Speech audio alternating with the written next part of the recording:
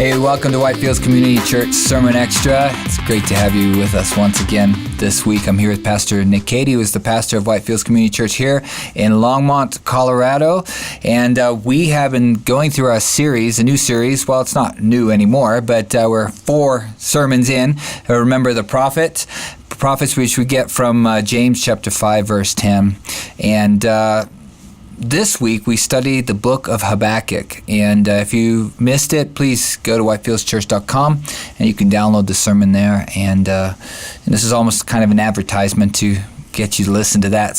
But we wanted to discuss some of the things that we maybe didn't get into so much on Sunday, or that we did get into but didn't necessarily get explained that much, or some of the things that came out of the home groups as well. And one of those is that kind of you brought it up a little bit in the sermon, was this idea of, it says Habakkuk cried out to the Lord. There's kind of this sense of complaining to God and like, Lord, why are you letting these things happen? And there's kind of this sense that Habakkuk wants some answers, and God, you need to give me answers to why these things are happening in the world. And kind of what is your take on this kind of idea of complaining in the Bible?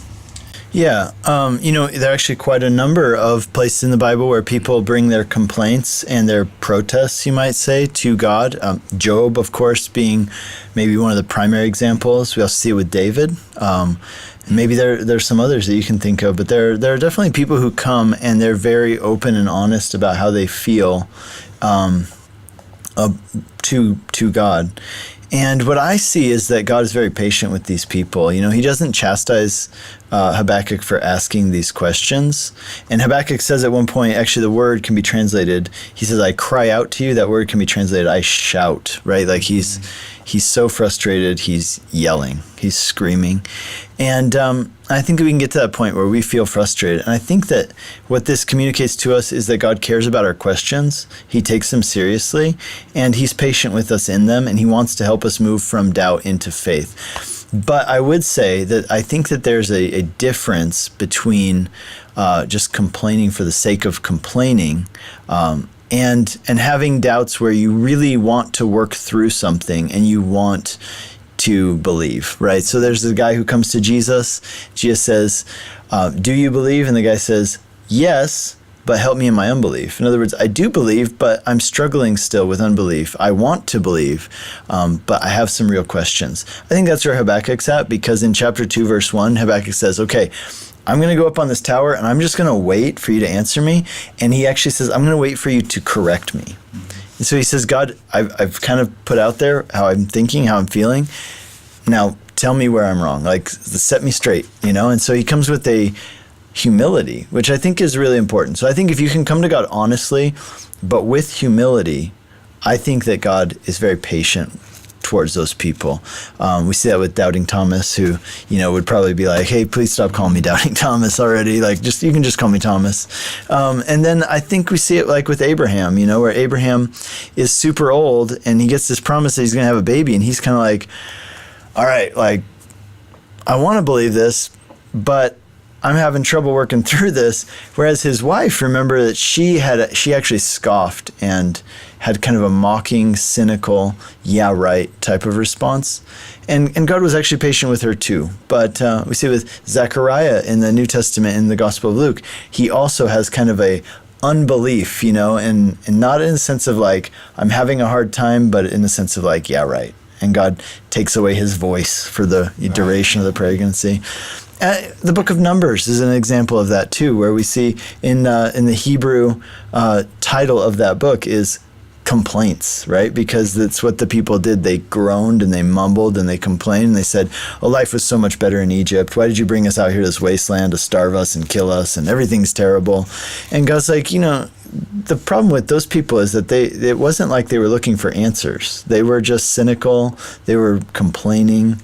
And I think that can come from a place of unbelief, and that God has maybe less patience towards that, although he does seem to be exceedingly patient. So yeah, no, it's a good point. I think it's just important, that you're having a dialogue, with the Lord. I think it's a great takeaway that I think it's really probably not a good sign if you're just not talking to God at all. I think it's better to be screaming at the Lord than than not having any dialogue whatsoever. I think, if you take away a lot from those that complained, God spoke. And God, and that's so good to know that if you're in that dialogue, you're crying out to the Lord, that God is going to speak into your situation. And I've used that many times in speaking with people, non-believers, and said, just start a dialogue with the Lord. Tell him what you don't like about him. Get into that conversation. And I said, you communicate with the Lord, you seek the Lord, he's going to meet you, and he does. That's a promise we get from the scriptures. And one of the things, of course, Habakkuk brings us is probably one of the most foundational text of our especially if you're a Protestant today, of our faith, and that's in chapter 2 verse 4, which says, "Behold, the proud, his soul is not upright in him, but the just shall live by his faith." Mm-hmm. Yeah, so that verse, historically is what spawned the Reformation. It was the kind of the trigger for it, that Martin Luther remembered this verse. And part of the reason he remembered it is because he was a Bible scholar, so he taught Bible classes. So he was reading the Bible. And as he did that, he realized a discrepancy in what was being taught and what the Bible said.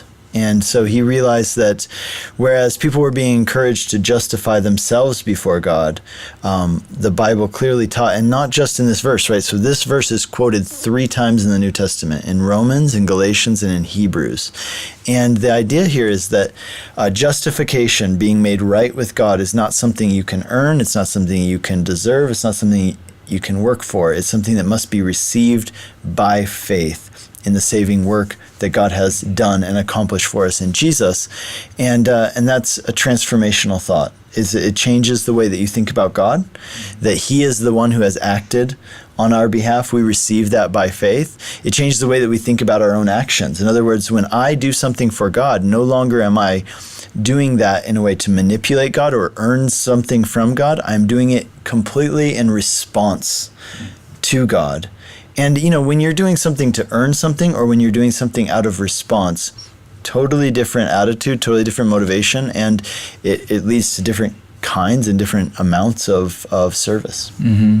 Yeah, no, that's an amazing verse here in this little book, Habakkuk, where most of us can't even find our own Bibles, and it's, foundational to our belief and our belief in Jesus and his finished work on the cross. And I think, if you've been taking anything away from our sermon series so far, is that God has so much to say through these prophets and through their lives and through their messages to us. So I greatly encourage you to get back to the other sermons in case you missed them. We've been through Amos, Hosea, Isaiah, and now in Habakkuk, and next week we'll be getting into Jeremiah, I believe. That's right. And we look forward to hearing what Jeremiah has to say to us from his life and from his message. And whitefieldschurch.com. Go there. You can download the latest message on Habakkuk.